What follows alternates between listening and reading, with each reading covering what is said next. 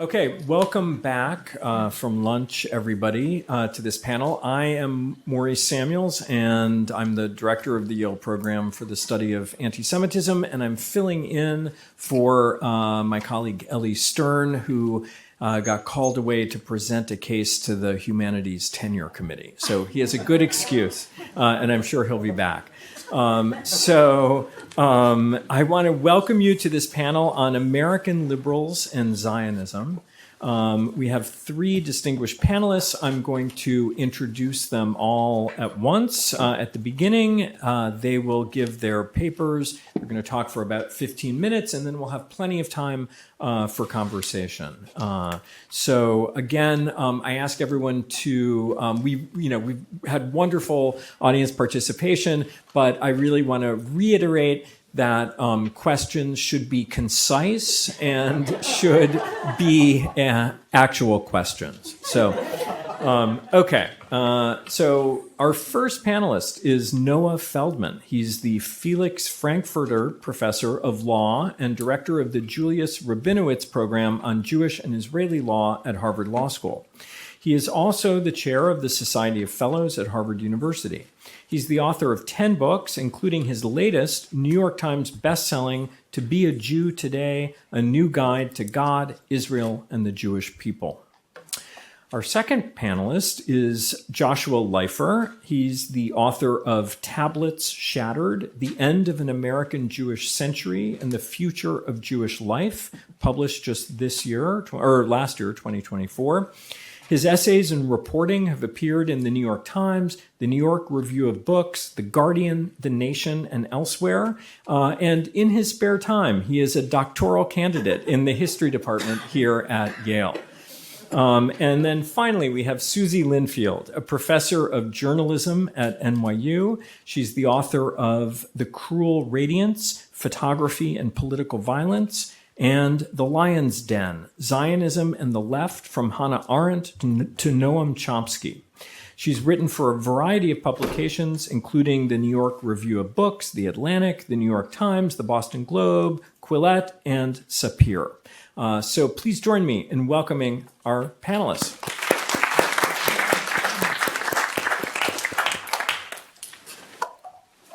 Thank you so much for having me. Thank you so much for having me, Maury. I'm thrilled to be here.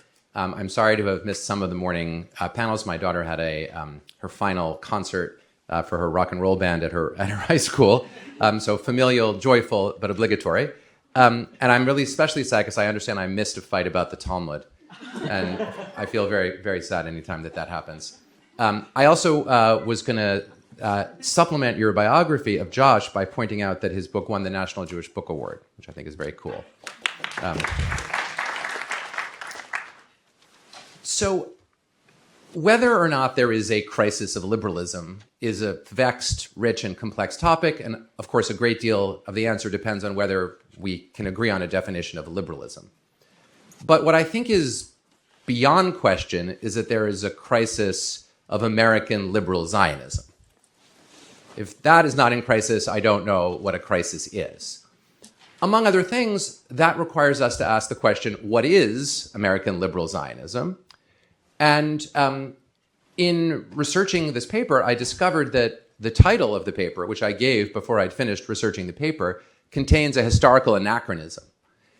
Namely, it uses the phrase American liberal Zionism and then says from Brandeis to the present. But it turns out, as Derek Penzlar, I think, is the first person to have noticed, that the phrase liberal Zionism is essentially unused in the English language until the very late 1990s, early 2000s. I understand that Josh is going to speak about that topic, so I won't say any more about that except to drop a reference to the Owl of Minerva. But I want to acknowledge that when I talk about the content of the set of beliefs I'm about to engage with,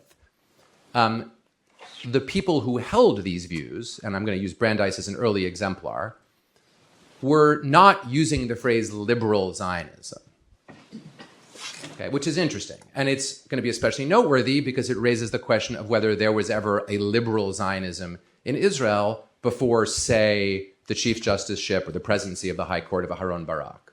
From that point, I think it's clear that there has been at least a version of Israeli liberal Zionism. Again, depends on your definitions of liberal. But before then, not at all clear that there was. And that's going to be part of what I want to suggest.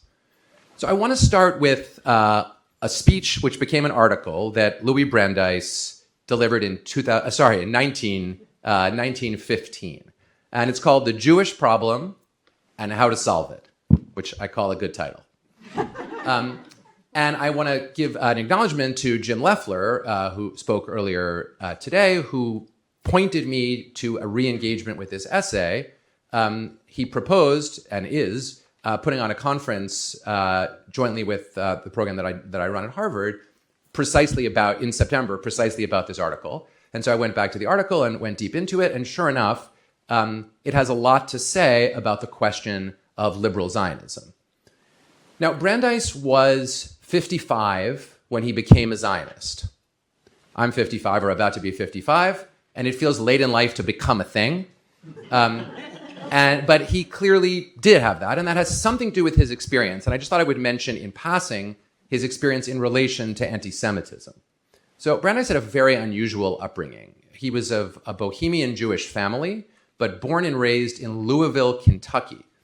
The family, though, didn't lose its ties with Prague and the Prague hinterland in where they had lived for a long time. In fact, the secondary literature claims that his grandparents and great-grandparents were Frankists, followers of Jacob Frank. And that name doesn't mean anything to you, but it intrigues you, the book that won the Jewish Book Award the year before by Jay Michelson is a fascinating book about Jacob Frank. So I'll just drop that and you can go off and read it or not read it on your own. So when he was a young teenager, Brandeis' family moved back to Prague. And he got an amazing high school education, which you could get in Prague, and I'm not so clear you could get it in Louisville, Kentucky at this time. But then he decided to come back to the US for university, maybe because of the numerus clausus question in Bohemian universities. But given that Brandeis was academically, and it turned out in other ways, a genius, he probably could have gotten around even that problem. He came to Harvard Law School. In those days, you didn't have to go to college first. He was first in his class, and he achieved the highest grade point average in the history of the school. And that grade point average was also never paralleled subsequently until, in the next 70 or 80 years after that, they changed the system. So it will never be beaten. This had the effect of enabling Brandeis to enter the upper echelons of Boston WASP society. And what's remarkable is it was the last moment when a Jew could make such a social leap until, I would say, my generation.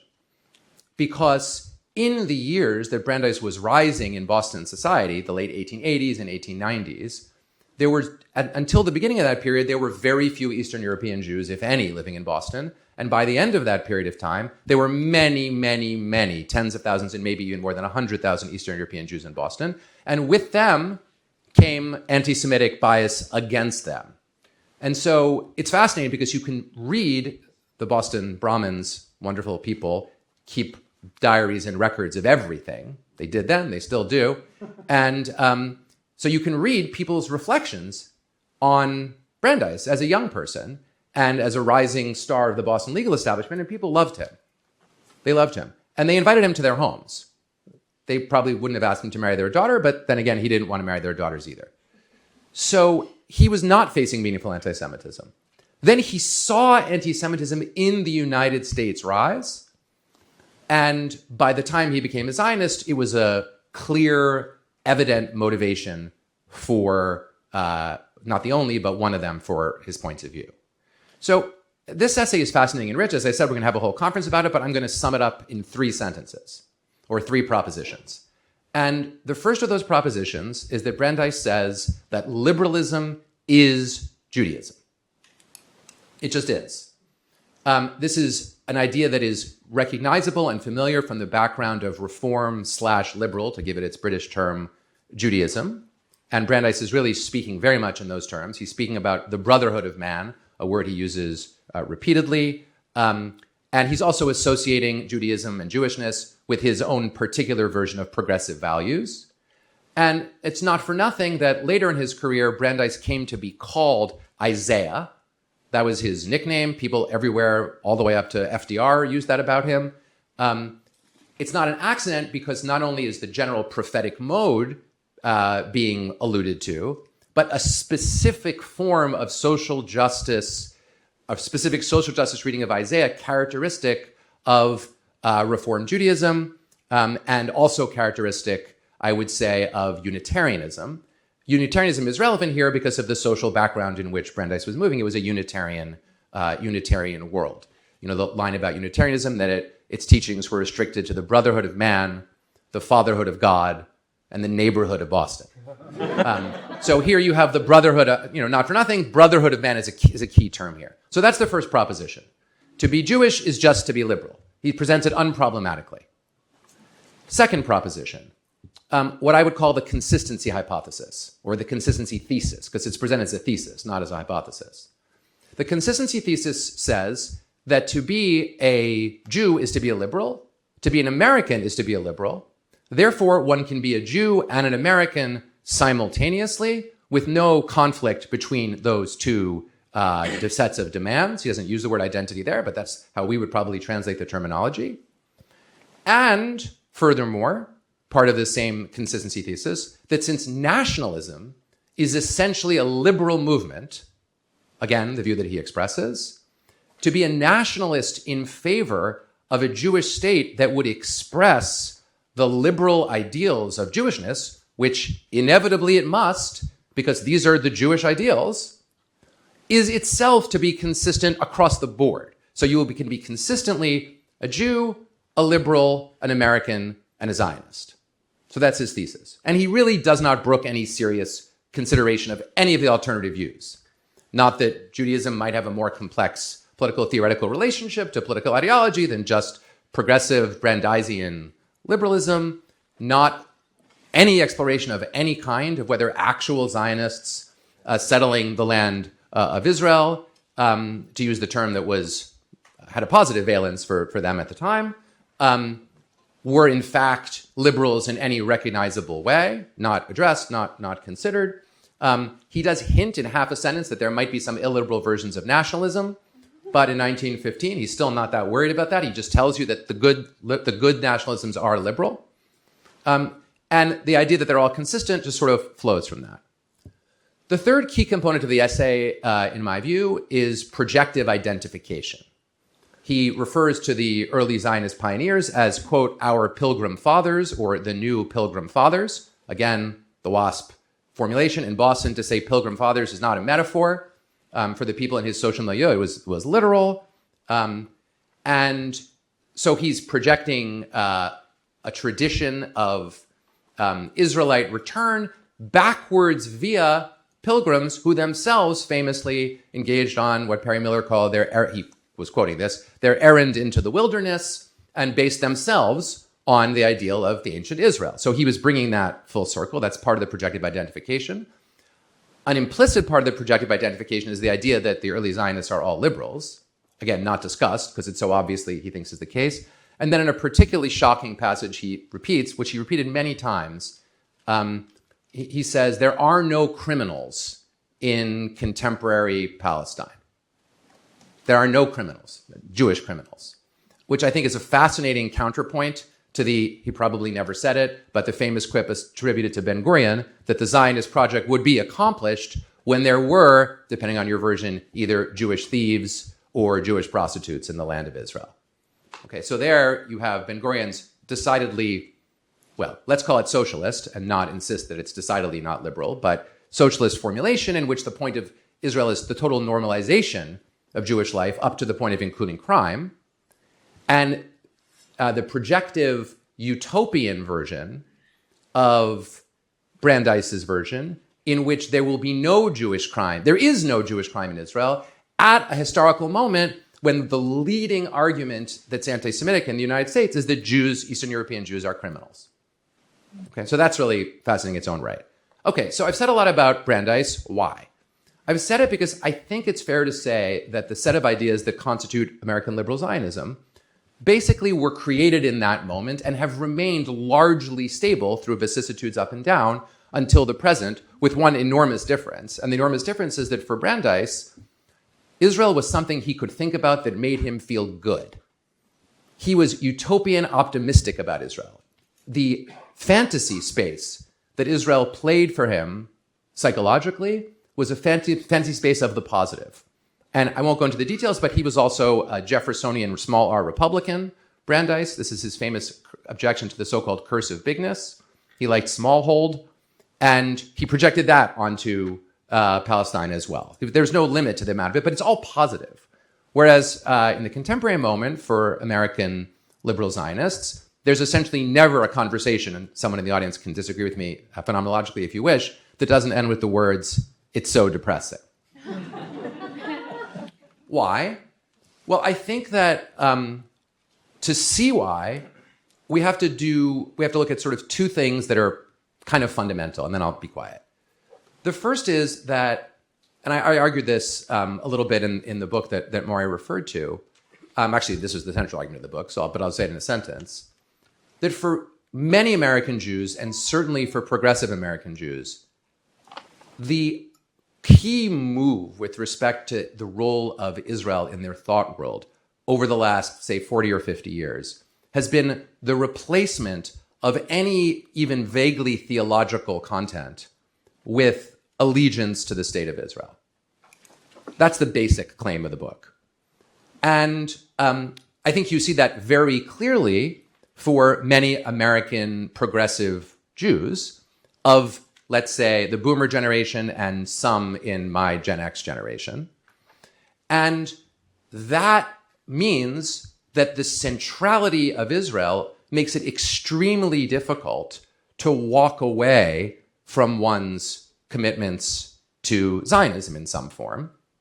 But for American Jewish progressives who still believe with Brandeis that their Jewishness just is in content liberal progressive values, the contradiction between a state of Israel that does not in every way fully, and in some cases doesn't at all, embody liberal progressive values, and their Jewish beliefs is certainly a source of depression, certainly a source of cognitive dissonance, and in some cases, I will use Peter Beinart with his permission as an example, a source of existential crisis on the topic.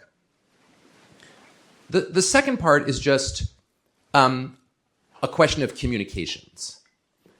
One reason it was possible for Brandeis to hold the views that he held, and one reason it was possible for American Jewish liberals to maintain a commitment, I think of people like my parents in this context, to the ideals of a liberal Zionism through let's say, into the first decade of the 20th century, was that the way they heard about Israel was either through legacy media coverage that largely emphasized the liberal vision, or through Israeli efforts to communicate outwards, of which ditto, as opposed to internal Israeli discourse. I'm talking about most American liberal Jews did not consume internal Israeli literature, poetry. They might see something, they might read Amichai in translation. That would probably have been about it. Amos Oz in translation. Those, I think, would probably be the canon. So, in other words, they were encountering versions of Israeli thought that had certain liberal features. And that's just not true anymore as a communications matter. Because of the rise of social media, because of the collapse of legacy media having a definitive voice, there are a wide range of broader inputs and sources available that belie the image that was, I would argue, all the way back to Brandeis, a kind of fantasy, a kind of idealized fantasy designed to fulfill their own political beliefs and, last point, reconcile being American with being Jewish. To say that one could be a Zionist and an American was for Brandeis to say one could be a Jew and an American. Okay, that's how he got to that conclusion. It was less threatening for him to say that he was a Zionist than to say he was a Jew. So there's a fascinating inversion to the present when neither on left nor on right does anyone object to Jews identifying as Jews in the United States today, but to identify as a Zionist is to immediately to encounter the problematics that have already been discussed in earlier panels.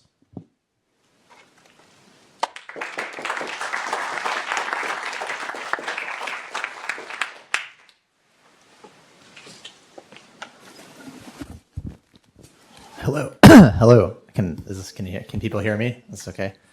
Just want to say I'm very grateful to the organizers of this conference to be here. It's a real honor to be able to participate in this conversation. I guess I'm here in kind of a hybrid role of both a journalist and historian in training, and so I'm going to offer here what is in some ways a combination of historical argument and perhaps more journalistic polemic, if you will. Liberal Zionism. It is hard to think of two terms more politically contested, more subject to misinterpretation and distortion, more divided within themselves, more embattled, even in some quarters despised. These days, the proper name they form, when merged, liberal Zionism, appears as much, if not more, as a kind of catch-all epithet as it is embraced or flown as a banner. Indeed, one of the strange aspects of writing about liberal Zionism, this is something that Professor Feldman has alluded to, is that the term seems much less positively used, when it is used at all, than when it is wielded as a very wide cudgel. In part, this is because when liberal Zionists defend their position, they typically just call it Zionism. Liberal Zionism, the term itself as such, hardly appears in the archives of what was, for a time, its house organ, the New Republic, nor does it appear more than a couple of times in the back issues of The Atlantic. There is, as far as I can tell, no conventional book with the phrase liberal Zionism in its title that aims to defend the concept. And perhaps there should be. It would certainly make the current debate more coherent and substantive. So the term itself is of more recent vintage than is often imagined, and that relative newness is related to its contemporary usage. We might say that the term was born contested, and that it continues to bear the weight of the disappointments of the moment in which it took shape. Of course, there have been, as we've discussed, in the United States, figures and organizations that one could name as both liberal and Zionist, but the term's moment of breakthrough into public debate occurred, in fact, around the turn of the millennia. It is a product of the Oslo peace process, and more significant, its collapse and the outbreak of the Second Intifada. Although this is methodologically a little unscientific, one can look at the Google Ngram graph for liberal Zionism and find sparse usage of the term until the mid-1990s, early 2000s, then a precipitous spike through the subsequent decade, peaking around 2017. In the titles published during this period, we can see that those who use the term itself usually counted themselves among its critics, while its defenders, again, found no modifier necessary. Liberal Zionism first appears as a term in the New York Review of Books in 1994 in an essay by the historian Tony Judt. Liberal Zionist in the London Review of Books in 2006 in an article by the radical historian Ilan Pape. Yitzhak Leor, the now disgraced Israeli left-wing poet, published The Myths of Liberal Zionism, first in French in 2007. Curiously, Edward Said's The End of the Peace Process from 2000 only uses the word twice. But the same rough patch saw the 2003 publication of The Case for Israel by Alan Dershowitz, perhaps an example of someone who is a liberal and a Zionist, but maybe not a liberal Zionist anymore. And the thoughtful and incisive A Just Zionism by the Israeli political theorist Chaim Gans. A notable exception to the rule that I'm laying out is actually Zev Sternhell's 2010 essay in defense of liberal Zionism, published, now unthinkable, in the New Left Review in 2010. We are today farther from the signing of the Oslo Accords than Oslo was to the 1967 war. A student entering university next year will have most likely been born in 2007, and thus less than 10 years old when Donald Trump was elected. If much of the contemporary discourse on Israel-Palestine seems to overlook the moment when a two-state solution appeared as a real possibility, and thus liberal Zionism as a living, breathing ideology, that is because many of the participants in this discourse do not remember it because they had not yet been born. Any analysis of why one-state maximalism, then, that has become almost de rigueur among pro-Palestine progressives must reckon with the fact that successive age cohorts have only known Netanyahu's Israel, the one-state reality, perpetual occupation in the West Bank, siege by land, air, and sea, coupled with periodic bombardment in Gaza. And that was before October 7th. Still, I know this is the polemical part of what I want to argue. Just because the idea of two states has fallen out of favor does not mean that it is obsolete. In fact, I would argue that a two-state solution, not the two-state solution, but maybe a two-state solution, what remains widely understood is the core kernel of the liberal Zionist position, remains indispensable even or perhaps especially against the backdrop of the ongoing bloodshed catastrophe and currently reoccupation of Gaza. For as grisly and untenable as the current situation has become, it is my fear that absent the revitalization of a two-state process, the most likely alternative scenarios will be, as frightening as it is to imagine, far worse, with the current destruction of Gaza not the horrific violent apex in the current conflict, but a prelude to mass displacement of Palestinians on a much larger scale, de jure annexation, the realization of the Israeli settler rights eschatological dream. Indeed, much and some in this room have argued that a thoroughgoing renovation of liberalism may be a prerequisite for defeating the authoritarian populism and chauvinist kleptocracy now ascendant in America and elsewhere. I want to suggest and throw out here that a parallel and no less comprehensive renovation of liberal Zionism may be needed to arrest the synthesis of ethno-nationalism and messianism, threatening to overtake Israel and by extension the wider Jewish world. It will have to be, I think, some kind of a form of what is liberal Zionism, and by that I mean the two-state idea, that can break the bloody dialectic between competing irredentist, exclusionary, and increasingly religious fundamentalist nationalisms. At the same time, any attempt to recover and rehabilitate the two-state idea necessitates a clear-eyed and incisive accounting of liberal Zionism's historical shortcomings, the blind spots, illusions, myopias, and mystifications that have become baked into the popular understanding of the term itself. And so, in the time that I have, and let me know when I'm running out, we must first take stock of how we got here. We've already discussed, and so I'll kind of gloss it here, but born amid the failures of European liberalism and the fragility of emancipation where it was achieved, the main currents of Zionism that took root in Europe and then migrated to what was then Palestine were for the most part not liberal. They were Marxist, social democratic, vitalist, messianic, sometimes even fascistic. After Israel's founding, Ben-Gurion's long hegemonic Mapai was perhaps the closest thing in the world to a Menshevik party in power, while Mapam sustained its admiration for Stalin and pushed for a pro-Soviet foreign policy line until the mid-1950s. The right-wing revisionists, labor Zionism's rivals, embraced both a martial cult of force and territorial maximalism that overshadowed their putatively liberal anti-socialism. To the extent that there was a self-consciously liberal constituency in Israel, for a long time it could be found within the ranks of what were then called the general Zionists. But here too, liberal meant, above all, support for a market economy and opposition to Mapai's corporatism. In the 1970s, the political descendants of these liberals would join forces with the revisionists to create the Likud, which called itself the National Liberal Movement.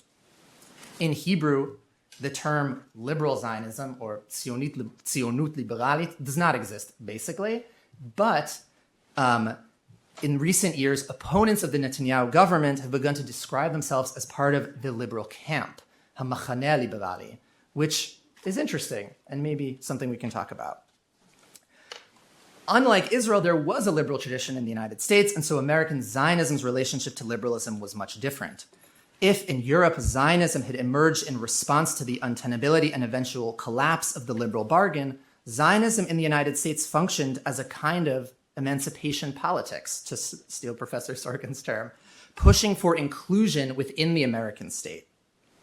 From the turn of the century onward, many of Zionism's most prominent advocates argued that liberalism and Zionism were compatible, if not synonymous, their articulations of liberalism in sync with the liberalisms of their times.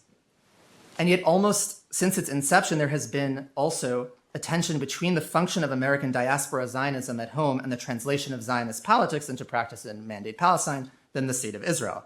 In the United States throughout the first half of the 20th century, Zionism was a name for the defense of Jewish group interests within the country's pluralistic, multi-ethnic, multiracial political terrain.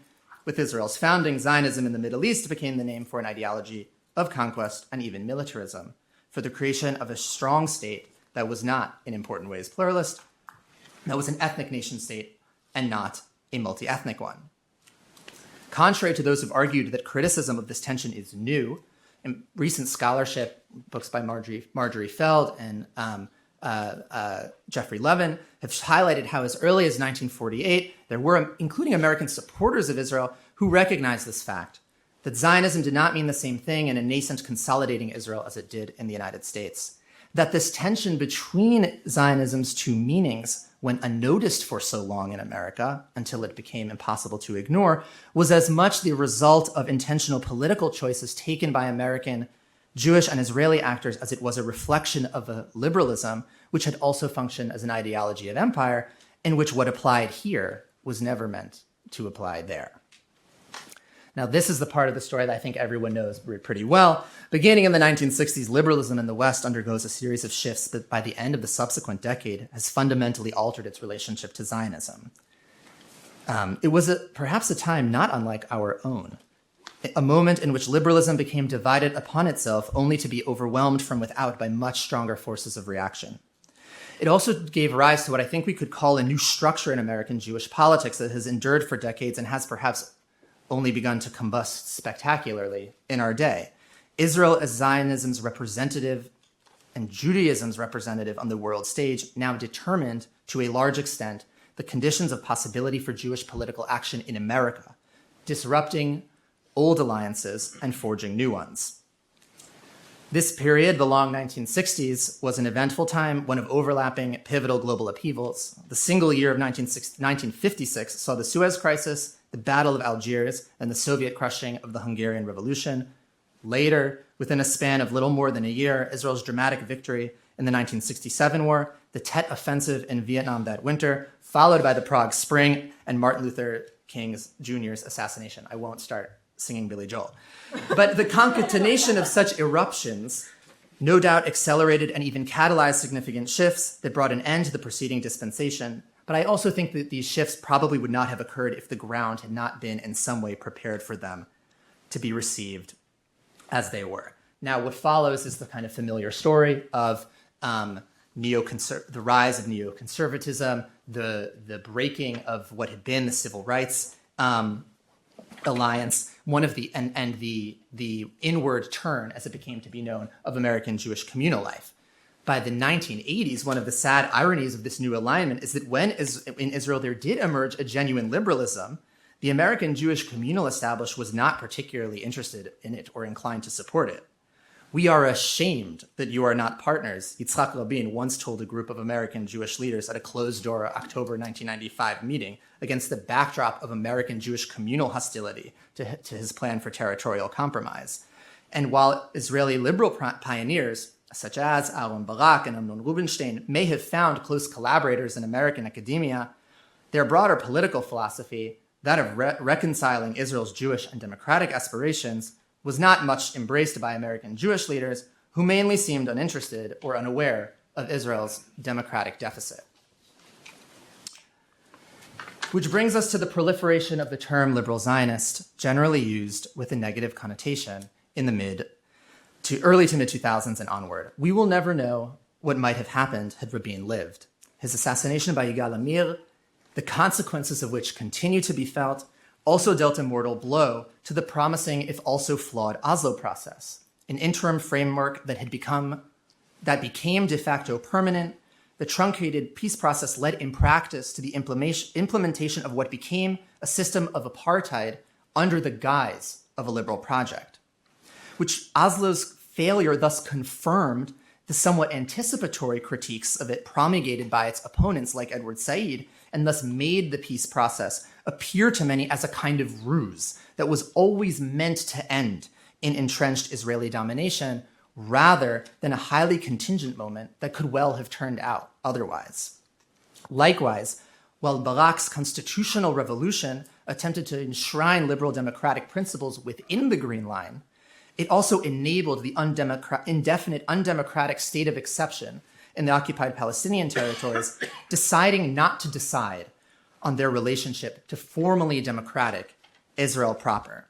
It was for these reasons, and of course others, that by the end of the Second Intifada, the liberal in liberal Zionism came to be seen by its critics as a mask for actually existing Zionism's brutal reality, and the difference between liberal and right-wing anti-Zionists came to be seen as merely a cosmetic one. In the vast polemical literature against liberal Zionism, shooting and crying is the phrase used to describe liberal Zionism's affective dimension, remorse for violence as a screen for its ultimate justification, and a kind of self-exculpation, feeling good about feeling bad, as Nathan Thrall put it in a review of Ari Shavit's book, My Promised Land. To make matters worse, many of those who saw themselves as liberal Zionism's defenders appeared either incapable or unwilling to recognize basic facts on the ground in Israel-Palestine, their own liberalism appearing to function as blinders to the Zionism they sought to justify. And yet, even or perhaps especially today, it does not strike me that many of the critiques hurled at liberal Zionism in the sense of the two-state idea are insurmountable. In a sense, there has been a certain tacit conceptual agreement between those who we might call naive liberal Zionists and radical anti-Zionists about the significance of foundational critiques of Israel. Many liberal Zionists, for instance, argue that any recognition of the Palestinian Nakba, whether through reparations or some version of a right to return, poses a concrete threat to Israel's continued existence. They overstate Israel's precariousness and its vulnerability. Anti-Zionists, for their part, argue to the contrary that if one recognizes that the Nakba occurred and thus any form of right of return, one necessarily undermines Israel's legitimacy. They vastly overstate the power of critique. There is, in fact, no necessary or direct line between a historically grounded critique of a specific political moral and a specific political or moral position. And I think we can see this even more clearly when we examine some of the other common anti-Zionist critiques of liberal Zionism. Anti-Zionists often charge that liberal Zionism depends on an artificial and unself-conscious distinction between Israel proper and the occupied territories. Yet it seems to me possible to demand the democratization of Israel's rule in the West Bank and now Gaza without insisting on the state's dissolution. Similarly, while anti-Zionists charge liberal Zionists with hypocrisy because they benefit from the exclusionary political arrangement upheld by their nominal adversaries, this seems in fact to be a somewhat banal and by no means demobilizing position that characterizes many beneficiaries of structural privilege who nonetheless seek to agitate for equality.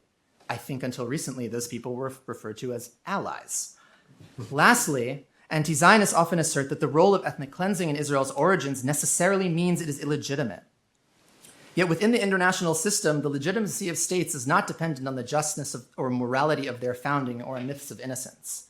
Moreover, there is no logical reason why formal restitution for Palestinians' displacement and lost property, coupled with a fully realizable right of return to a future Palestinian state, also requires Israel's dismantlement. Now, admittedly, it is hard to imagine any such policies being implemented. I have no illusions about that. But I think it's no less difficult, and I would argue it is even more far-fetched, to imagine the chief alternative advocated by anti-Zionists, Israel's destruction and its replacement with a single nominally non-confessional democratic state. How would we get there? Israel is unlikely to dissolve itself no matter how much pressure builds, nor does outright military defeat, certainly not by Palestinian militant groups, appear on the horizon. The vision of two states has no doubt seen better days, but it remains the official position of most governments in the world. And perhaps paradoxically, the two-state paradigm since October 7th has become more entrenched in the international legal arena as the state of Palestine seeks redress for alleged Israeli war crimes. More important, however, than the matter of feasibility is the principle of justice. And again, it seems to me, basically, that there's only one arrangement that recognizes the aspirations to national self-determination of both Palestinian Arabs and Israeli Jews living in the land, who would both prefer their own institutions and live in states of their own than in the multi-ethnic state that many on the Western left seem to desire for them.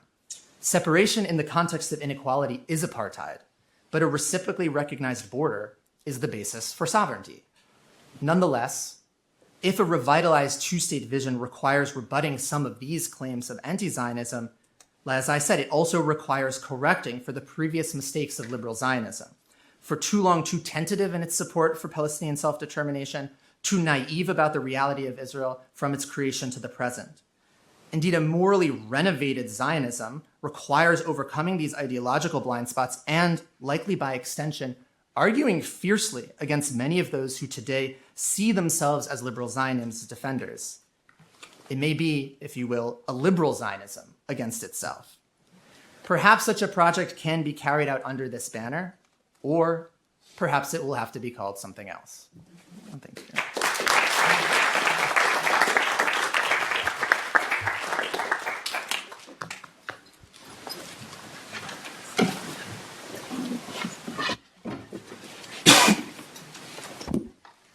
Hello, thank you for inviting me here. It's an honor to be on a panel with these two speakers. I have been asked to speak about liberalism and Zionism, but since I received this invitation less than a year ago, it has become strikingly obvious that liberalism is in fast retreat, both here and in Israel. On many days, I feel I have to squint to see liberal democratic forms hovering feebly in the distance. I don't need to tell you what's happening here. The shockingly rapid collapse of so many core institutions in the face of Trump's onslaught. Politico has termed this the Great Grovel. But I do want to speak briefly about the democratic collapse in Israel and the Trump-Netanyahu synthesis.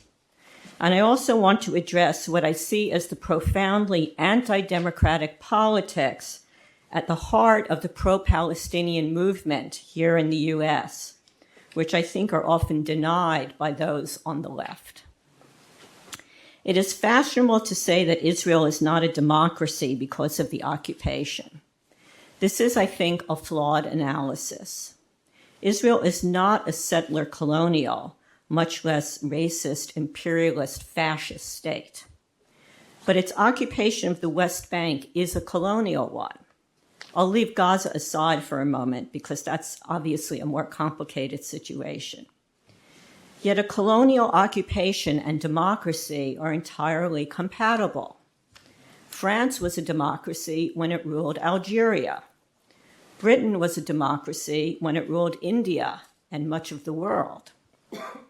What distinguishes Israel's situation is that its colony is right next door, sharing the same tiny piece of land rather than oceans away. This makes for a profoundly intimate and profoundly gnarly colonial relation. Netanyahu's attack on Israel's democratic institutions began before Trump's, but it has been turbocharged by Trump's second term in office. A recent piece in Haaretz was headlined, quote, "Israel's democratic guardrails come crashing down as Netanyahu imitates Trump." I share with Thomas Friedman his sense of, quote, disgust and depression, end quote, as he watched Netanyahu and Trump cuddle up, figuratively, if not quite literally, in the Oval Office last month. To disgust and depression, I would add shame. For an admirably sustained period in 2023, which seems very long ago, Israelis rose up in the hundreds of thousands, and Israel is a very small country, against Netanyahu's threatened judicial coup. I found their movement heartening, indeed inspiring. The protesters knew how to simultaneously loathe their government and love their country, something that the left here has not managed since the Vietnam War. Hamas's October 7th massacres changed that, as it did much else. Still, even in the midst of war, some Israelis are resisting their government more than we Americans are in peace. A March piece from Haaretz read, quote, "Protesters are in the streets to stop Netanyahu's Israel becoming like Erdogan's Turkey, end quote. There is no U.S. equivalent to the thousands of reservists, teachers, academics, scientists, and literary figures who have publicly demanded an end to the war and the return of the hostages. One crucial difference between Israel and the U.S. is that Israel really does have enemies. For reasons that I don't quite understand, Trump likes to imagine that we do too. In his view, we are existentially threatened by immigrants, by the EU, by everyone from Colombian coffee growers to Vietnamese garment makers. Israel, however, is the only country in the world that is faced with an array of terrorist groups, Hamas, Hezbollah, the Houthis, Iraqi militias, and one very big state, Iran, that are obsessively dedicated to its eradication, as the Arab states and the PLO used to be. It's hard to sustain a healthy democracy and a healthy democratic culture in the light of sustained attacks. This does not mean that Israel should be excused for the wretched state of its current politics and policies. The crux of self-determination, and Zionism is the movement for self-determination of the Jewish people, is that one is responsible for the world one makes. But as Marx pointed out, we do not make our world under conditions that we choose. This is, I think, truer for Israel than for any other nation I can think of. I'd like to turn briefly now to the movement that opposes Israel and that would celebrate its demise. It is often said that the protests against the Gaza war, especially at our universities, were not necessarily or presumptively anti-Semitic. This is, of course, true. There were thousands of protesters, and many, if not most, were no doubt simply genuinely appalled by the carnage in Gaza. But the protests were organized and led primarily by two groups: Students for Justice in Palestine and Jewish Voice for Peace, now joined by Faculty for Justice in Palestine. These groups have what can only be termed eliminationist politics.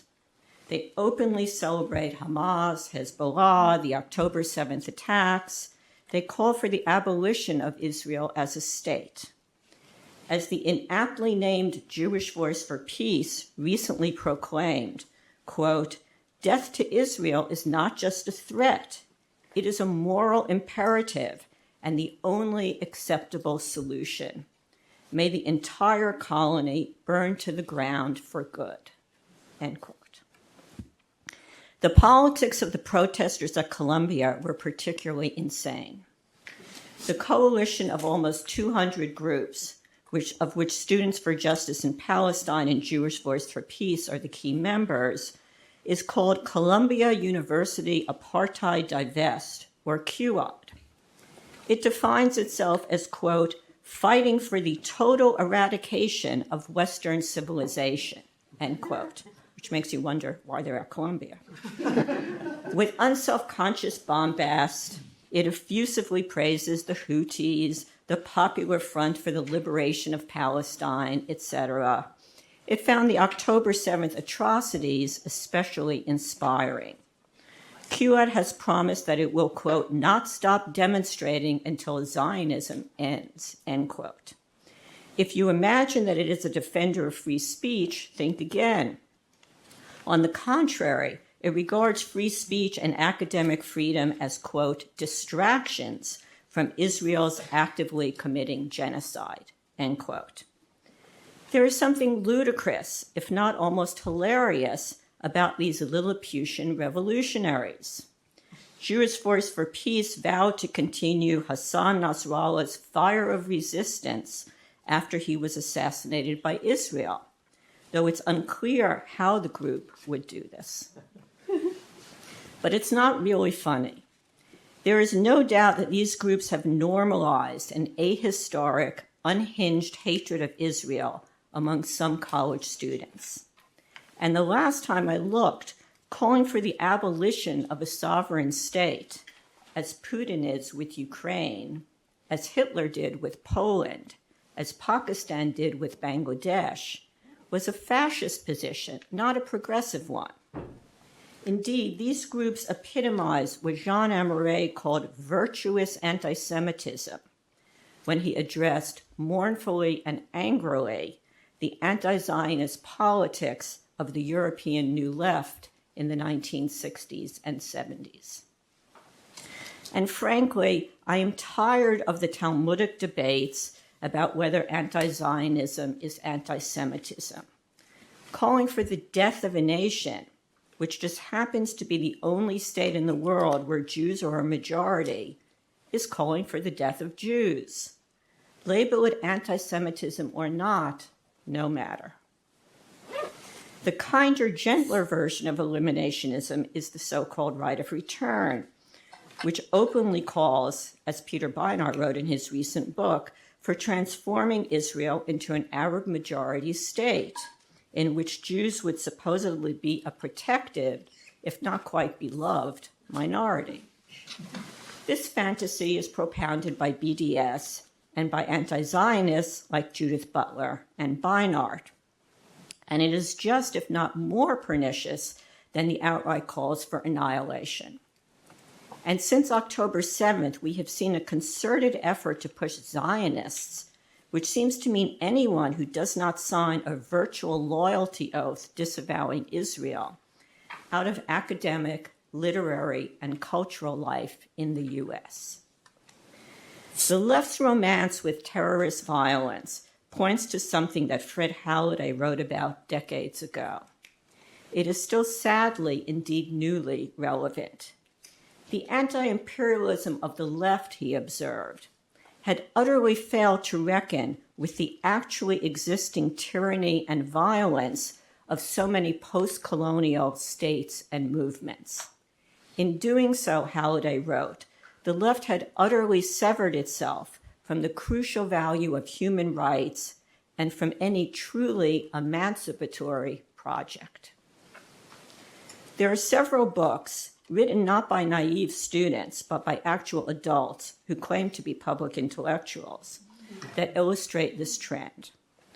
Moreover, they point to the Manichaean mindset that has overtaken many left intellectuals since October 7th, just when the opposite of binary thinking was called for. And they represent, in my view, the end of history, not in the sense that Fukuyama originally meant it, but in the sense that accurate, complex, dialectical history is mysteriously absent in their accounts of the Israeli-Arab conflict. Is it possible to discuss the Nakba without discussing the Arab rejection of partition and the cause of the 1948 war? Apparently it is. Is it possible to discuss the war in Gaza without discussing October 7th and Hamas? Apparently it is. I'm thinking of Enzo Traverso's Gaza Faces History, Pankaj Mishra's The World After Gaza, and Peter Beinart's How to Be Jewish After the Destruction of Gaza. Note the grandiosity of the titles. Perhaps I can speak more about this in the question and answer period. The politics of the pro-Palestine movement have put me in a bind. I am pretty much of a free speech absolutist. I actually do believe that you can distribute leaflets from the Hamas media office, as happened at Barnard, and that you can hoist a sign that says, Israel deserves 10,000 October 7ths, as happened at Berkeley. But I don't believe that you can monopolize the campus commons, attempt to shut down classes or speakers, attack security guards, physically intimidate or bar Jewish students from events, and prevent students from studying and learning, as happened throughout the country. The problem with the free speech argument is that universities gave up their credibility regarding free speech long ago, which is why the testimony of the 3 university presidents before Congress last year rang so hollow. In the age of elaborate hate speech codes, Harvard actually prohibits certain kinds of jokes, mandated DEI statements, and widespread fear of microaggressions, surely one of the worst concepts ever invented. It is hard to see why calling for the death of Jews is okay, but offending someone by assigning Huck Finn isn't. But the biggest bind Jews are in is the one created by Trump. He has launched his attacks on the universities, as other speakers have pointed out here, under the fig leaf of fighting anti-Semitism, about which he cares and understands nothing. Unfortunately, to address anti-Semitism now labels one as a Trumpist. Somehow we must learn to thread that needle, to fight anti-Semitism where it really exists, while remaining staunch opponents of the Trumpian project. The rule of law, the fostering of higher education, academic freedom, the protection of minorities, all have been very good for American Jews. Indeed, all have been crucial to our flourishing and our survival. History, in Weimar Germany, in the Soviet Union, in Hungary and Poland and elsewhere, has taught us that attacks on the intelligentsia, on journalists, on professors, on scientists, on all those who produce knowledge, always end up as attacks on Jews. In a Purim sermon entitled, "I Am Not Your Pawn," Rabbi Sharon Bruce of Los Angeles warned, quote, "Our pain, our trauma is being exploited to eviscerate the dream of a multiracial democracy," end quote.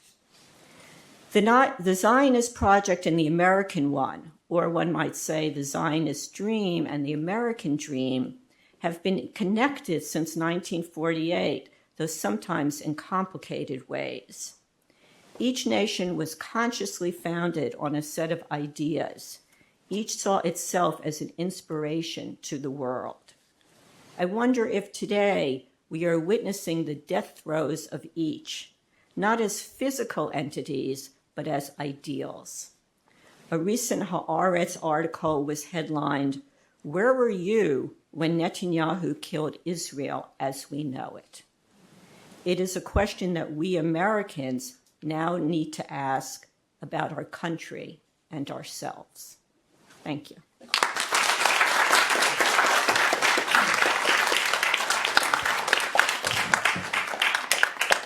Okay, thank you so much to our three panelists. We have 45 minutes for questions, and I do urge the online audience to submit questions using the Q&A function.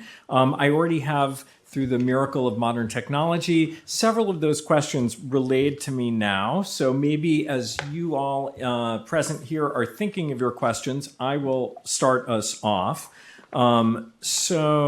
First, for Professor Feldman, cannot one argue your critique of a correlation or assimilation between liberalism and Zionism and its gap is true also for the other side of the equation, liberalism and the U.S.? Well, there is absolutely criticism of the American liberal project from the left, focusing particularly on race, but not uniquely on race, maybe secondarily on indigeneity, that emphasizes the illiberal qualities of American history and of the American experiment. And there's a historical strand of that. There's a political theoretical strand of that. There's even a combination of the two, the American political tradition work in political science departments that does them both at the same time, for sure. And yet I don't think that if there is a crisis of American liberalism today, generally, that it's caused by the left critique, because I think there's a more intimate understanding, and has always been a more intimate understanding by American liberals of the real conditions on the ground in the United States, with a ameliorative project associated with them. there is a genuine left critique that says that ameliorative project was never for real, was always a cover, and that requires one to dismiss Barack Obama, Bill Clinton, Jimmy Carter, and so forth, all the way back really through LBJ, as utterly cynical in their ameliorative attempts. But again, whatever the merits of that critique, and it's not meritless, I don't think it's the source of any crisis. And in contrast, I think within American liberal Zionism, the sources of the crisis, and I should just say parenthetically, I didn't really expect that I would be on a panel about that. I didn't spend any time proving that there was a crisis of American liberal Zionism. I did write about it in the book. But that's partly because I didn't guess that I would be on a panel where intergenerationally there would be defenses, very different defenses of forms of American liberal Zionism. That was fascinating to me. And, I have a big note in my notes here that says cognitive dissonance. And I kept on pointing to it again and again. But I think that crisis is a product of a growing recognition of facts on the ground that make it almost impossible to sustain the theory that Israel as a whole, as it is functioning today in the real world, and as it appears probably going to function going forward in the future, can genuinely be characterized as liberal. And I would just note that although, you're absolutely right to point to the protests before October 7 and the year previous as framed in liberal terms, and although the Israeli High Court did ultimately very, very narrowly strike down the proposed reforms, it's also true that the government didn't fall in consequence of those events, and that there's no prospect of it falling in the immediate future until elections come, and all Israeli governments fall in the months before an election. So, the cognitive dissonance is, I think, of a higher sort, a higher order. Okay, and I'll ask one more from the online audience before opening it up here. Mr. Leifer, what must the Palestinians do in order to coexist successfully with the Jewish state? Or is that time past for such a thing being possible? Well, I would start to answer that question by saying that the official representatives of the Palestinian National Movement, the PLO, support a two-state solution. And Mahmoud Abbas probably would agree to sit down and have negotiations about a potential two states if that was on offer. And so I think that, now, I don't want to understate the fact that the Palestinian National Movement is fractured and divided, and ironically, support for Hamas these days is higher in the West Bank than it is in Gaza, and for reasons that we can elaborate on. But I actually think that in a sad, maybe tragic way, when Israel was ready to make peace, the Palestinians were not. And now that the Palestinians are ready, Israel is not. But that doesn't mean that there can't be some kind of, Mahmoud Abbas is eternal, but also will eventually, he has appointed an heir recently, who's not a great liberal. Netanyahu also is not going to be the prime minister of Israel forever. What happens when they... No one's told him that. No one's told, right. But what happens when there is a generational leadership? I think part of what makes the moment so urgent is that it could go in different ways. I don't think that it's set that Netanyahu's successor is a Kahanist. There's that will require political contestation. The same way I don't think that when Mahmoud Abbas falls, there is a violent power struggle within the Palestinian National Movement and Hamas seizes power. These are both things that could happen, but I don't think that they're guaranteed to happen. And I think that implies certain political responsibilities. Can I just ask Joshua one word question? How probable do each of those events have to be for you to think that they're not probable enough to justify the vision that you're offering? Can you rephrase that? Maybe bad lawyer's question, but you're pointing to events that you're fairly acknowledging that they're only possible. And your talk had that thrust. right? It's not impossible that we could still have a two-state solution. And I agree, it's not logically impossible. But is there some point where it would be so improbable that you would say, yeah, it's really hard to revivify liberal Zionism around this classic two-state solution because the probabilities seem lower, even if at a conceptual theoretical level, it's just as possible logically to reconcile Israel's reality with liberalism as it ever was? Well, I think that it depends on what are the other available possibilities. And so I think that it's even given how unlikely two states are, it strikes me that the one democratic state, South Africa model, is much less likely. And that like if we can have comparative scenarios, the PLO in the 70s thought that the paradigm was Algeria. That got passed. That proved to be not going to work, and so in some ways the paradigm switched to South Africa. These are all alternatives to partition. What looks on the horizon is not going to be South Africa or Algeria. It's going to be Yugoslavia, and so that's why I still think that partition in the end will be the result. It's still the most likely result. Maybe if political conditions were different and I thought one state was more likely, then we would have something to discuss. But I don't. What about the in Le Monde yesterday? I think they published a tribune. I think some people in this room actually signed on to it, of 120 academics, where they propose something kind of in between, a federated two-state that's not exactly a partition, but is sort of. Where do you see that? I mean, those people are like my friends, some of them. And I think that the confederated model is very interesting. But when you hear people, this is there's like a translation. I hope I don't get in trouble for saying this. There's a translation problem with some of that, where it's like the confederation model still basically assumes two polities. It's two-state plus is the way that people have gotten on board with the project. In other words, it's like, oh yeah, the same way France and Germany fought two horrific wars that left millions of people dead, and now there is no border. One day there could be a Levantine union of Israel and Palestine, where there's like but it still requires the foundation of separate sovereignties, as I understand the project to be like marketed these days. Okay, great. So, there's no border between France and Germany, but if you suggested to the French that they combine with Germany into one state, you would probably not get out of Paris alive. Okay, so now we're going to open it up. We'll do a first question over here. Do we just have one? Okay, there's only. Okay.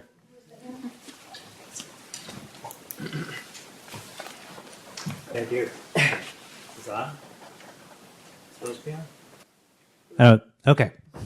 The follow-up question for Josh.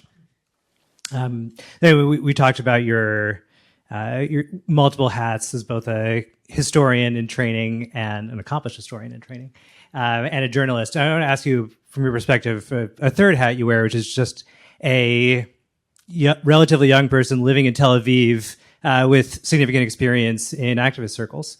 I'm just curious, for your perspective and experience, how much currency the language of liberal Zionism has at all as an organizing principle, as a slogan, and both in the language and rhetoric and substance. You share the vision of two states, but is liberal Zionism as a body of ideas and a rhetoric something that people are organizing around, or something that you see a path towards organizing around? And then a question from a different angle that I think closely related. So we had the privilege, very complicated privilege, of hosting Naftali Bennett here, and it's very interesting conversations. And I wonder about a figure like Bennett, who is certainly not going to use the language of liberalism, and would deny that he would ever allow anything like a Palestinian state or real autonomy, but says, look, if there are ways that we can provide move towards augmented autonomy for the Palestinians in just concrete, pragmatic ways, why not? Let's do it. And what about the possibility that, like, and I found myself thinking that maybe in the real world, this is the best we can do. This is the best path forward. And would it be worth, for the sake of actually effective political organizing, letting go of the rhetoric of liberalism and focusing on just how do we take concrete steps forward? I guess I'll start with the second question first, which is just that, this isn't just a decision that Israeli Jews will make. It's one that Palestinians will make, and you can't deny people indefinitely the right to self-determination. And I think that Naftali Bennett and Micha Gudman and all these people who are kind of basically arguing for a version of a one-state solution or a kind of Bantustan subcontracted, I think that's a recipe for repeated October 7th. And I think they know that too, and basically have accepted that that's the burden that contemporary Israel will have to face. And so I think the alternative vision has to challenge that idea of perpetual existential war. I actually was in the audience when Naftali Bennett gave his famous shrapnel in the ass speech, which is how he views Palestinian nationalism. And now that, as in occasionally you feel the pain, but you get over it and you deal with it. And I think that remains his worldview. The phrase liberal Zionism still is not one that exists very much in the Israeli political discourse, but liberal is around. And I think in part because the assumption is Zionist. And, if Naftali Bennett is kind of interested in like high-tech apartheid, you have someone like Yair Lapid who is, at least in English, trying to be a kind of Oakshottian conservative and dallying with liberal. His diplomatic affairs advisor has a book about centrism, which is one version of liberalism, not one that I would endorse, but I think further left, let's say, in the civil society space, absolutely, people are talking about liberalism. The Beryl Katznelson Center, which has become a kind of node of intellectual, in some ways, the Israeli hashtag resistance, is holding that flag. I also have my critiques of that because I think that they abandoned the social democratic vision of that is an important part of fighting right populism. On the other hand, like the radical Israeli left is Zionism also means something different within the circles of the Israeli radical left. And if you say you're a Zionist in some precincts of the Israeli radical left, that means you support upholding a system of Jewish supremacy. And so lots of people who are, say, to the left of where labor Zionism was, say in the circles around Hadash, the Israeli Communist Party, I know people would not use the term Zionism, although Hadash supports the two-state solution, despite being a mainly Palestinian party. So the terms are hard to translate, but in short, I would say that I think that there, more than ever before, there is a like vernacular liberalism in Israel in the streets. Hundreds of thousands of people turn up to protest almost every weekend. That's certainly not something that's happening in the United States. Yeah, I would add to that. I mean, I think part of that same part of the confusion that I think has been taking place on college campuses is around that definition of Zionism. And I talk to many people who say they're anti-Zionist, and then I press, well, what do you mean, when you say you're anti-Zionist? And they say, well, I'm for a two-state solution, and to me, that means you're a Zionist, in some ways. I mean, you believe in Jewish right to national self-determination, but that, the term is being, is changed in some sense. Okay. Professor Hakohen?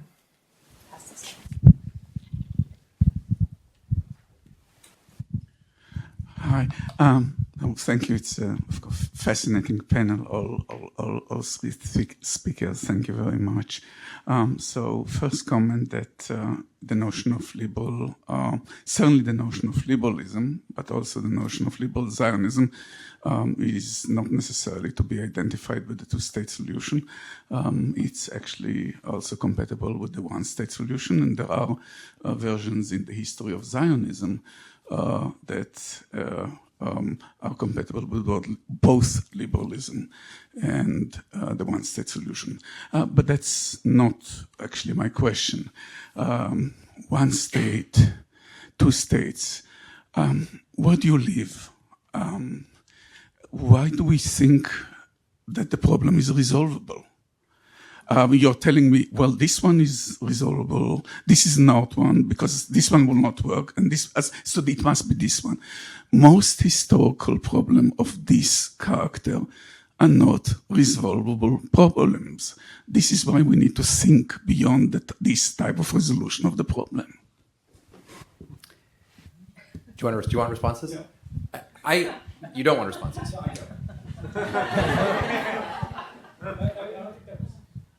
I don't think that was to me. I think that was to you. Do you want any of us to respond to it? Yeah, well, sure. You can take it first. Okay. Okay.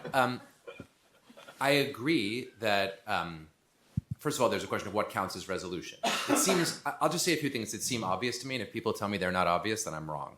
It seems pretty obvious that there's very low probability of a two-state solution, very low probability of a federated solution of that type of one-state solution. The highest probability in the historical duration that we can observe is more of the same. Okay, that seems to me evidently true as a fact. I take it that and I agree I agree with the question when it suggests that it can't be an answer to the great overwhelming probability of that alternatives are less likely than each other. That's the most probable outcome. To me, the relevant question then becomes, if to the extent our panel is about the topic of liberal Zionism and its crisis, is it conceptually, psychologically, emotionally, philosophically, and practically politically viable to go through life with deep liberal commitments of the American liberal type and deep Zionist commitments of fill in whatever type you like? Okay? That seems to me to be the question. And what I was trying to politely, maybe it's impolite, call cognitive dissonance is a suggestion that, oh, it's just resolvable. Like, look, we can solve it, or because there's a possibility. Or alternatively, look, a bunch of 18-year-olds are extremely profoundly illiberal, and in many instances, by their words alone, in these instances, anti-Semitic. Okay, I'm okay with both of those things as claims, but neither of them seems to me to go to the underlying crisis, which seems to me to be pressing, immediate, and extremely difficult to see a clear way out of without a lot more cognitive dissonance. And the reason I wanted to go back to Brandeis is just to note that I think the American Liberal Zionist project begins not with cognitive dissonance, but with a lot of projective idealization. I mean, I think I would respond in two ways to that. I think part of my response comes from the fact that I live in both places and am connected to both places. And so as I understand the imperative that I was talking about, it's not only about a theoretical possibility, logical possibility. As I understand, it's the political situation. It's that the most likely alternative is actually not more of the same. There is a solution. That is being proposed in Israel right now. It is the full ethnic cleansing of the Palestinians and their expulsion from both Gaza and the West Bank. That has been embraced by the government as the official policy. And so if that is the most likely thing, then as a person who lives in Israel and is connected to that place, my responsibility politically is to prevent the government from doing the horrendous thing that it is going to do.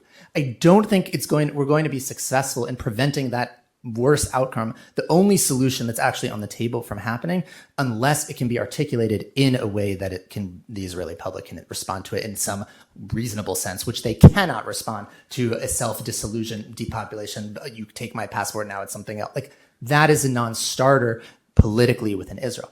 American Jews have a separate problem. And that, I would try to get at in the talk, has to do with the fact that Zionism in America is asked to do two things. It's both it's the name for there isn't any other name for collective Jewish politics in America. And so just to do things as a Jew with other Jews becomes Zionist. And in some ways, Jewish Voice for Peace actually hasn't escaped this because they require Israel as the nexus of their politics to be coherent. And so like, that's a separate crisis. And in some ways, I think like the relationship between the Israeli and American discourses are not dialectical. They're kind of on parallel tracks that sometimes have influence, but they exist separately. And so I don't. That would be like, and in some ways, like it requires disambiguation. There's like the on the ground politics, and then there's the American politics of intercommunal rivalry and recognition and campuses that is different from the political task of preventing the worst from happening in Israel. Okay. First, there's a question down here, Zach, and I want to remind everyone we have a lot of questions and not that much time, so please be concise. One thing that I've noticed that's really interesting, picking up on what Josh just said, is that there's been a disconnect in the way that one particular slogan has been used in both Israel and the US, which is bring them home. In Israel, bring them home refers to functionally a call for an end to the war, right? A call for a negotiated solution and withdrawal, right? But in the US, on college campuses, bring them home is a counterpoint to show that there's a moral valence to Israel's war, that Israel has a cause to be fighting for. It is in effect not exactly a pro-war message, but a pro-Israel message writ large, right? And so the reason I bring up that example is it illustrates that what Noah was talking about is actually a problem for the project that Josh wants to create, right? Is that if so much of American Jewish politics is wrapped up in this idea and identification with Israel, and that feels like pro-Israel identification, right? You don't have an Israeli flag in your synagogues if you're against what the government is doing, or maybe you do, which is sort of what the patriotism on display in Israeli demonstrations was hinting at in Susie's formulation. But at the same time, it seems like much of the task of reformulating liberal Zionism, if there's difficulties in Israel, is to do what Rabin wanted the American Jews to do back in 1995, right? To be an outside source of support for this project that they embarked on. So I guess the question that I have is, how much is American Jews' affective identification and our communal expression of politics as Zionism a problem for the reconstitution of American liberal Zionism as a political project?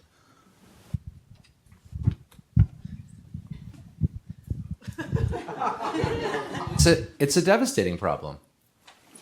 I mean, I don't think there's anything more to say about it than that. Generationally, you're correctly describing the circumstances of how that language is used on campus.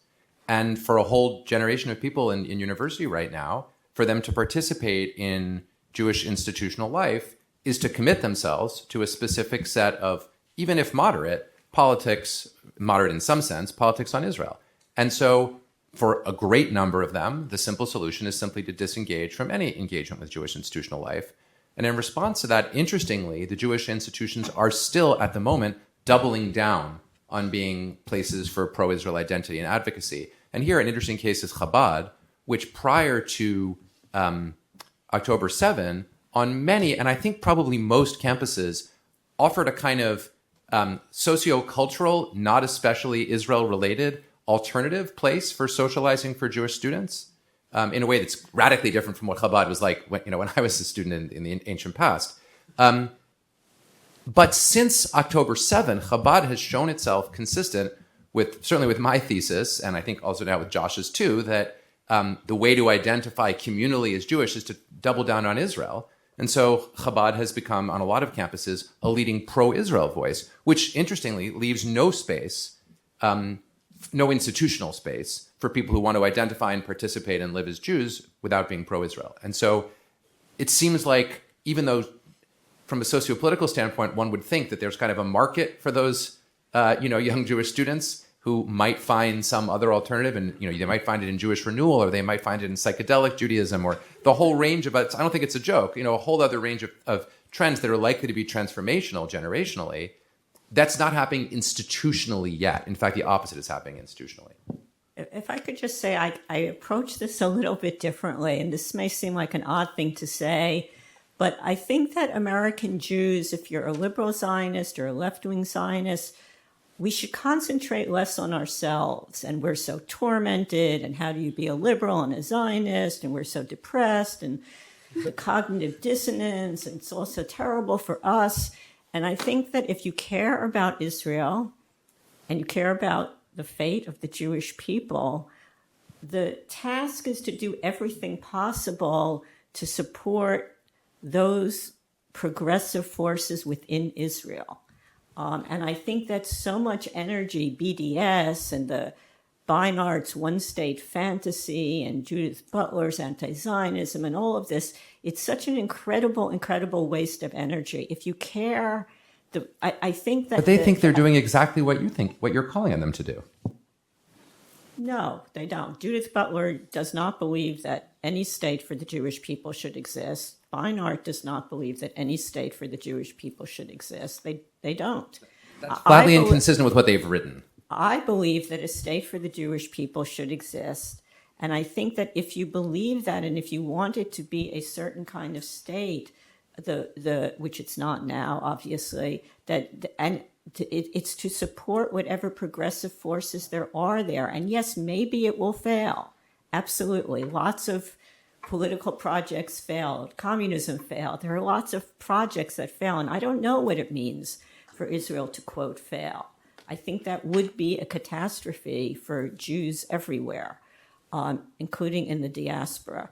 But I just feel that the focus is not where it should be. The focus is too much on us and how depressed we are and how contradictory it is and all of this. And I feel that the focus is in the wrong place.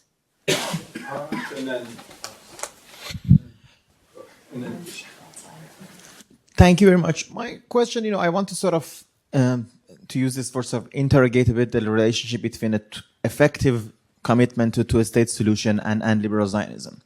You would recall that one of the sort of major critiques of liberal Zionism from its left was that actually commitment to two-state solution is a ruse. This is a way of keeping up apartheid. So people who say they're committed to a two-state solution, this is great. That's why Netanyahu says that. This is, of course, problematized by the fact that it turned out that it actually really matters when people stop being committed to the two-state solution. So being committed to a two-state solution used to be kind of the norm. It has not been the norm in Israeli politics for a very long time, certainly in the last few years, which really shows up that it wasn't much of a ruse, right? If it was something that it really makes a big difference whether you're committed to it or not. So my question is, I guess from all of you, perhaps to Joshua more specifically to his topic, is that is there a scenario in which can there be a politics in America and among the sort of liberals broadly where it asks for more effective commitments to the two-state solution? For example, right, if we just had a democratic administration for 4 years. What did, who would consider itself liberal Zionist, I guess, in many ways? What finger did it lift before or after October 7th toward to a state solution? What finger did it lift toward the recognition of the state of Palestine? What did it do towards that? And I think so that the tragedy of the Jewish left in this country in many ways is that there's this debate where, folks like Beinart and others oppose it to a state solution, rhetorically, but also the so-called mainstream liberal Zionism opposes it by not really taking any action for it. And is there a possibility of that something raising that crosses that gap?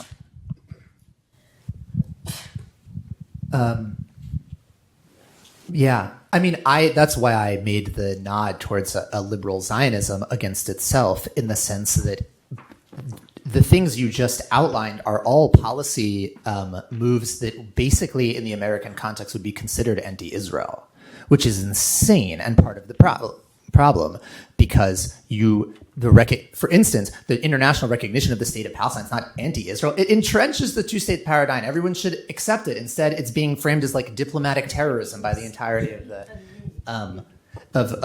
so I agree. Now, I just want to respond to one thing, which is that I think that we have to also deprovincialize ourselves a little bit here and be like, the crisis of liberal Zionism only applies to, as is experienced by American Jews, only applies to American Jews who are concerned about acceptance within liberal, the progressive world, which is actually maybe increasingly not the majority of American Jews, or certainly not the majority of American Jews most engaged in Jewish communal life. Chabad is interesting because Chabad, even if it wasn't political before October 7th, is arguably the most important right-wing Jewish organization in the world writ large, with ties to the Netanyahu government, with the most right-wing place in Israel itself, arguably, is Kfar Chabad, where the share of votes for the Kahanist party is higher than anywhere else. So, they're an example.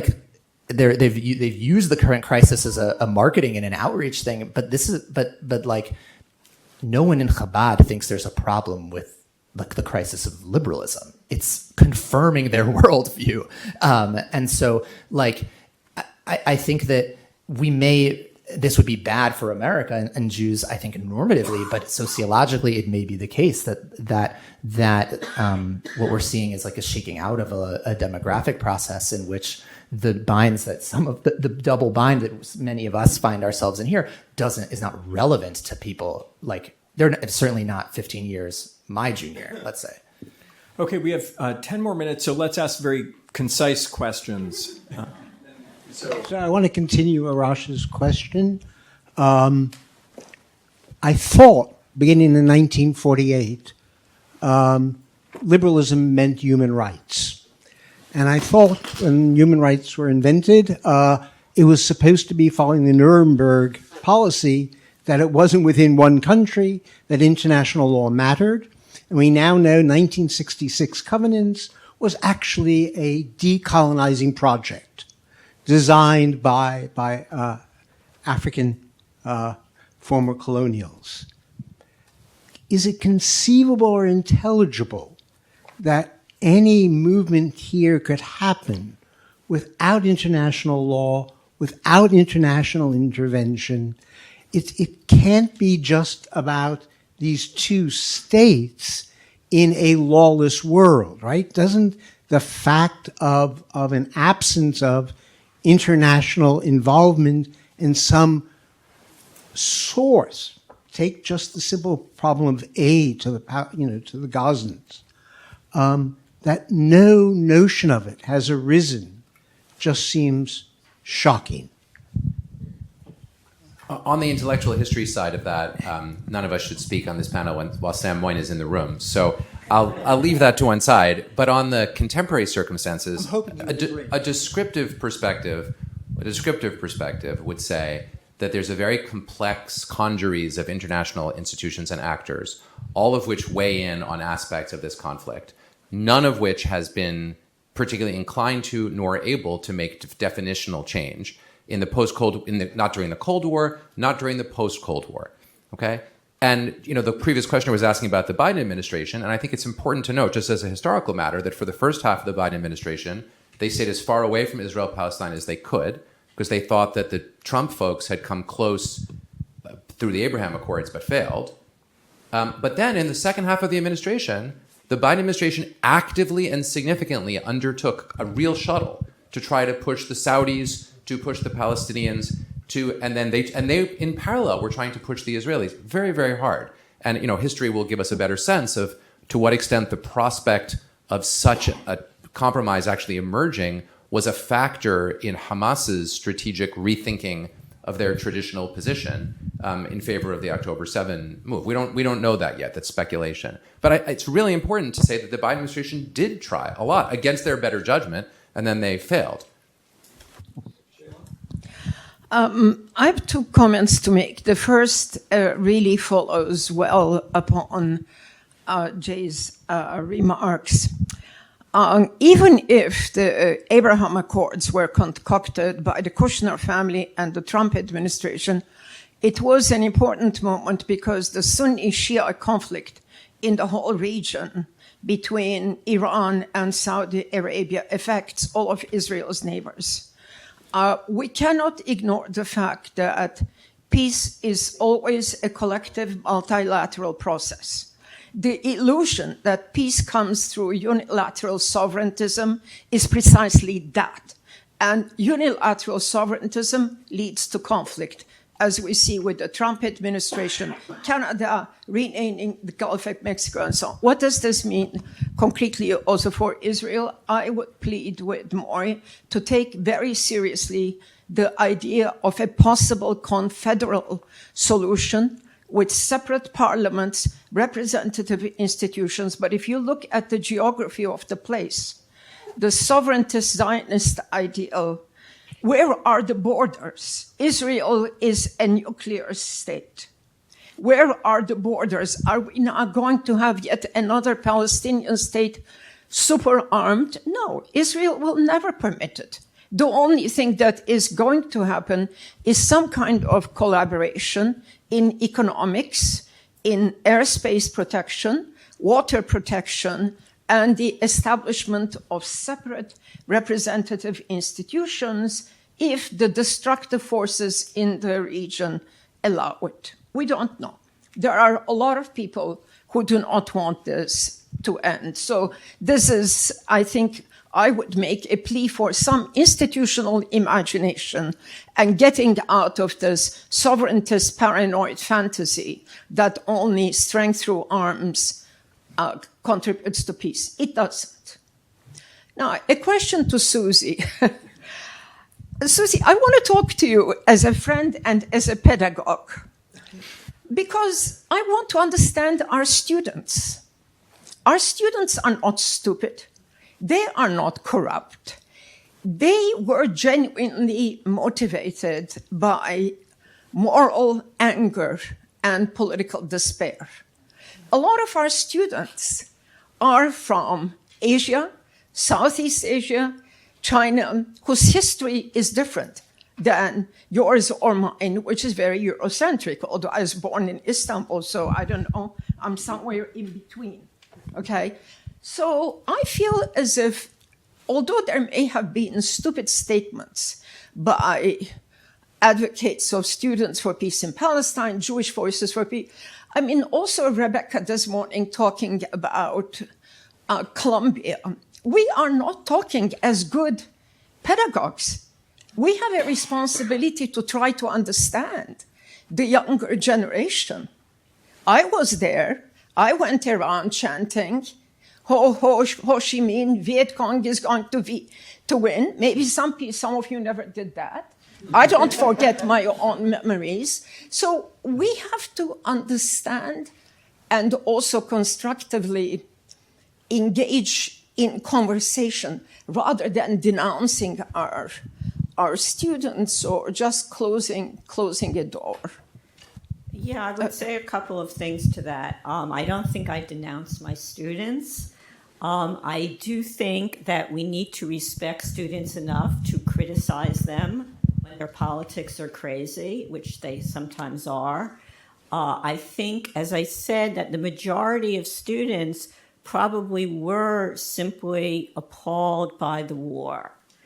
But as Peter Beinart, whose book I'm very critical of, but as he points out in his book, the two main organizations were Jewish Voice for Peace and Students for Justice in Palestine. They have eliminationist politics, and I think that that needs to be called out. It's inconceivable that if there was a white nationalist group calling for the death of African Americans, we wouldn't call that out. And I think that we have to respect them enough to critique their politics.